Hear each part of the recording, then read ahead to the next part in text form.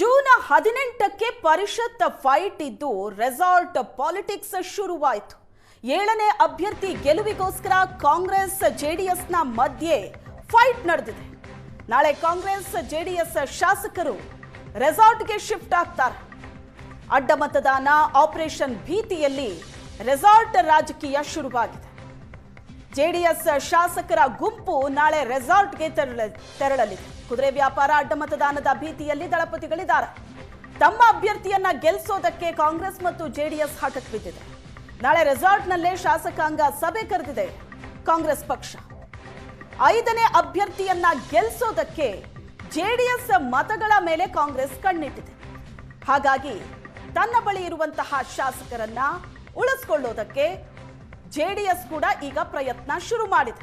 ವಿಧಾನ ಪರಿಷತ್ನ ಚುನಾವಣೆ ಭಾರಿ ಕುತೂಹಲವನ್ನ ಮೂಡಿಸಿದೆ. ಅಡ್ಡ ಮತದಾನ ಮತ್ತು ಆಪರೇಷನ್ ಭೀತಿಯಲ್ಲಿ ಈಗ ರೆಸಾರ್ಟ್ ರಾಜಕೀಯ ಶುರುವಾಗಿದೆ. ಕಾಂಗ್ರೆಸ್ ಮತ್ತು ಜೆಡಿಎಸ್ ತಮ್ಮ ಅಭ್ಯರ್ಥಿಯನ್ನ ಗೆಲ್ಲಿಸೋದಕ್ಕೆ ಹಠಕ್ಕೆ ಬಿದ್ದಿದೆ. 5ನೇ ಅಭ್ಯರ್ಥಿಯನ್ನ ಗೆಲ್ಲಿಸ್ಕೋಬೇಕು ಅಂತ ಅಂದ್ರೆ ಅದಕ್ಕೆ ಕೆಲವೊಂದಷ್ಟು ಮತಗಳ ಕೊರತೆ ಇದೆ. ಹಾಗಾಗಿ ಆ ಮತಗಳನ್ನ ಪೂರೈಸಿಕೊಳ್ಳೋದಕ್ಕೆ ಜೆಡಿಎಸ್ ಮತಗಳ ಮೇಲೆ ಕಾಂಗ್ರೆಸ್ ಕಣ್ಣಿಟ್ಟಿದೆ. ತಮ್ಮ ಶಾಸಕರನ್ನ ತಮ್ಮ ಬಳಿಯೇ ಉಳಿಸಿಕೊಳ್ಳೋದಕ್ಕೆ ಜೆಡಿಎಸ್ ಕೂಡ ಪ್ರಯತ್ನ ಪಟ್ಟಿದ್ದು ನಾಳೆನೇ ರೆಸಾರ್ಟ್ಗೆ ಜೆಡಿಎಸ್ ಶಾಸಕರ ಗುಂಪು ತೆರಳಲಿದೆ. ಒಟ್ಟಿನಲ್ಲಿ ವಿಧಾನ ಪರಿಷತ್ನ ಚುನಾವಣೆ ಕುತೂಹಲವನ್ನ ಮೂಡಿಸ್ತಾ ಇದೆ.